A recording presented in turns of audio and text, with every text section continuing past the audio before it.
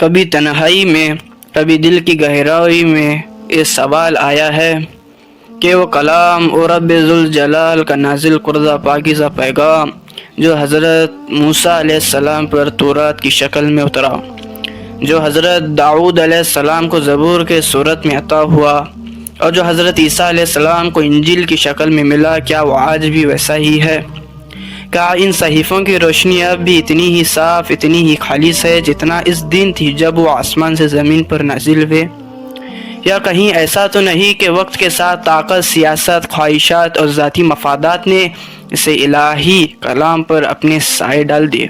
کیا تاریخ کے کسی موڑ پر کسی انسان نے یہ جرأت کی کہ اللہ کے کلام کو بدل دے، اس میں اپنی مرضی کے مطابق الفاظ ڈال دے، کچھ نکال دے، یا کسی بات کو چھپا لیے اور کسی بات کو بڑا چڑھا کر بیان کرے؟ ایسا دل چاہے ایسا گناہ کرنے کو، اور پھر کیوں لاکھوں کروڑوں لوگ آج بھی اتنے تحریف شدہ کتابوں کو اصل مان کر ان کے پیچھے چلتے رہیں؟ کیا انہیں سچ کا پتہ نہیں؟ کیا وہ سچ چھپا دیا گیا ہے؟ اور سب سے اہم سوال، کیا قرآن کریم جو آخری محفوظ اور اللہ کی طرف سے قیامت تک کے لیے ہدایت ہے، کیا اس نے ان تبدیلیوں کو بے نقاب کیا ہے؟ کیا قرآن نے کھول کھول کر بتایا ہے کہ پہلے صحیفوں میں کیا بدلا گیا، کیوں بدلا گیا اور کس نے بدلا؟ کیا اللہ تعالیٰ نے ہمیں اس بارے میں خبردار کیا ہے؟ کیا رسول اللہ صلی اللہ علیہ وسلم نے اس تحریف کی وضاحت کی ہے؟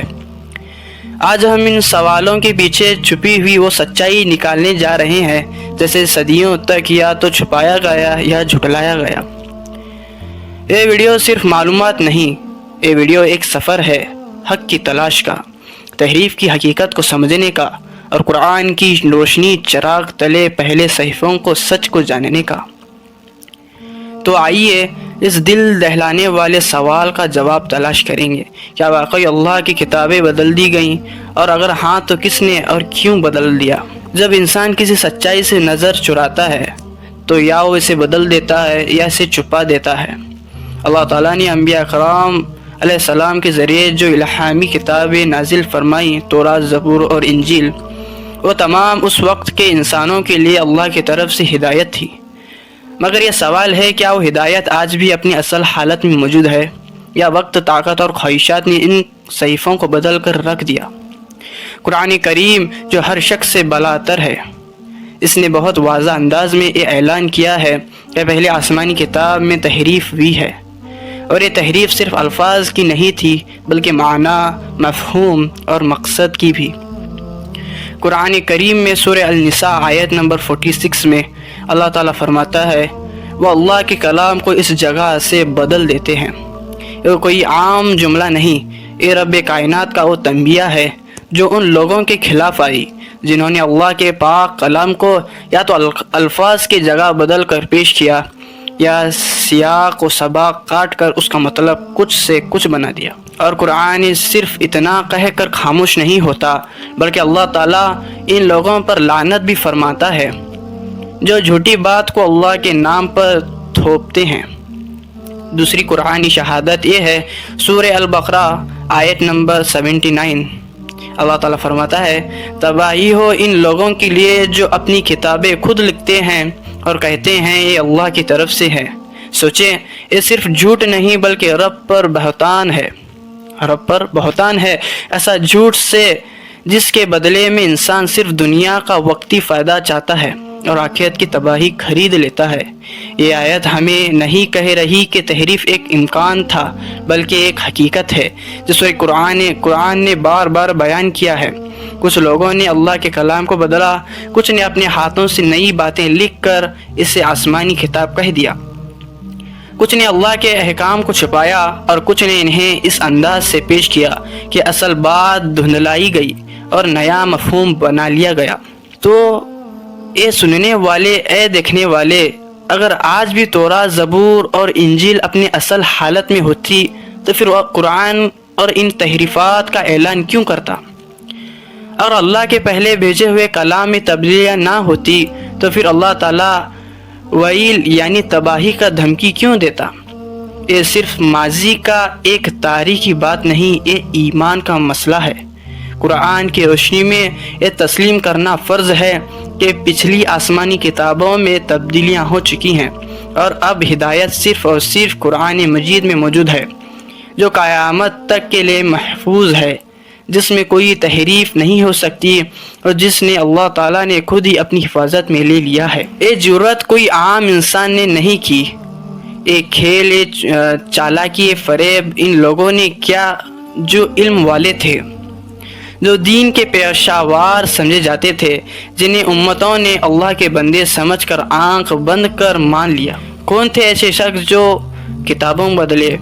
جی ہاں، یہودی اور عیسائی علماء تھے، وہ لوگ جن پر اللہ کی کتابیں نازل ہوئی، جنہیں ہدایت کی ذمہ داری دی گئی، مگر جنہوں نے اس امانت کو سنبھالنے کے بجائے اس دنیا کو تھوڑے سے فائدے کے لیے عوض میں بیچ ڈالا۔ قرآن اعلان کرتا ہے سورہ التوبہ آیت نمبر 9 میں، وہ اللہ کی آیات کے بدلے تھوڑی قیمت لے لیتے ہیں۔ سوچیں، یہ صرف الفاظ نہیں، یہ اللہ کا غضب ہے ایک ایسی قوم پر جو علم رکھتے تھے مگر اس علم کا غلط استعمال کیا۔ وجہ نمبر 1، دنیاوی فائدہ۔ یہ لوگ اللہ کی آیتوں کو تبدیل اس لیے کرتے تھے کہ تاکہ اپنی مذہبی حیثیت قائم رکھ سکے، تاکہ اقتدار، عوام کی واہ واہ اور مال و دولت ان کے ہاتھ سے نہ جائے۔